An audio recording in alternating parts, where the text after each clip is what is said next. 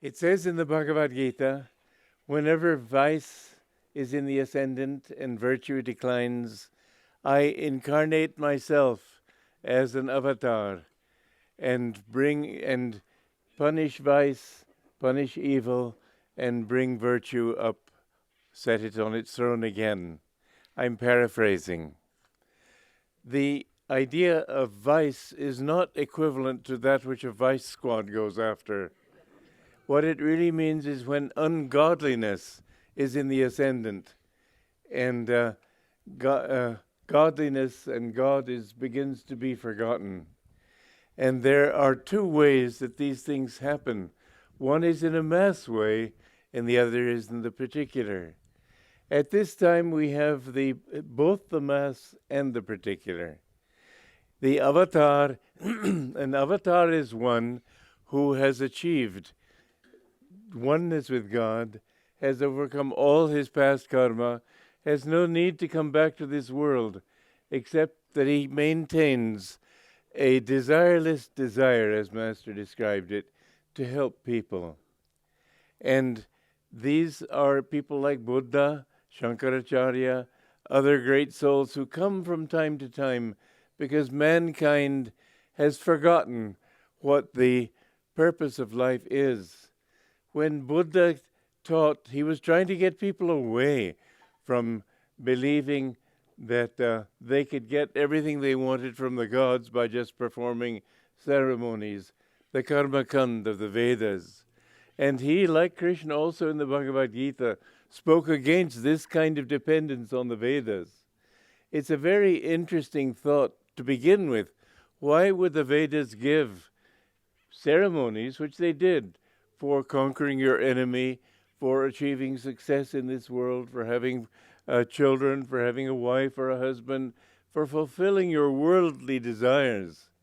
And Master explained that the rationale behind this is that people would seek these things anyway, but if they seek them from divine source, they will remember that they got that from the divine source, and their gratitude will go back more to God than to their own power, for example, to accomplish and to achieve victory and success.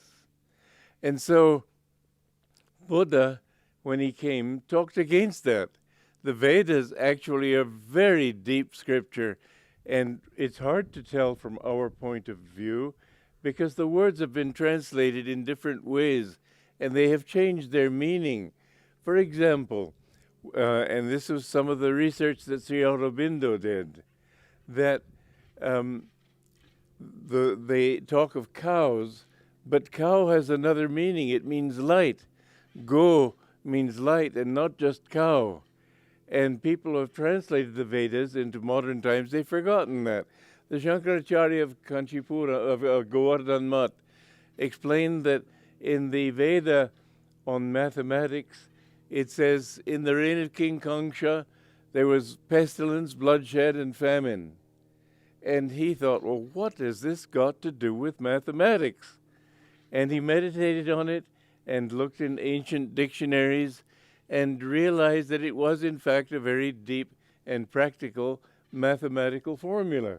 But words have changed so much that people have forgotten those meanings.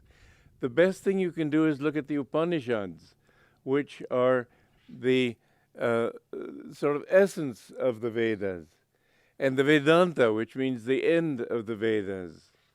And then the best of all the Upanishads, and that which contains the essence of the Upanishads, is in the Bhagavad Gita. And so it is that if you read the Bhagavad Gita and understand it to its depth, you have the essence of Hinduism there. And in this statement of an avatar being born, Buddha came to correct that mistake. But people, thinking that Buddha was talking against doing ceremonies and being helped by the gods and so on, ended up thinking that his teaching was atheistic. He didn't speak of God because he wanted people to understand that their duty was to do what they could themselves. They have to use their energy. And most people were just trying to recite magical formulas that would attract some sort of divine blessing. Well, this wasn't enough. And so Buddha did know God because, of course, he had to. He could not have expressed compassion and infinite love and kindness had he been basing his consciousness on nothingness. It's an absurd thought.